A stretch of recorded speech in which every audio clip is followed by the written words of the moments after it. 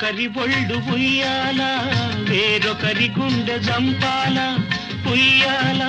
జంపాల జంపాల ఉయ్యాల ఒకరి ఒళ్ళు ఉయ్యాల వేరొకరి గుండె జంపాల ఒకరి పెదవి పగడాలో వేరొకరి కనుల దివిటీలో ఒకరి పెదవి పగడాలో వేరొకరి కనుల దివిటీలో పలకరింతలో పులకరింతలో పలకరింతలో పులకరింతలో ఏమో ఏమగునో గాని ఈ కథ మన కథ మావి చిగురు తినగానే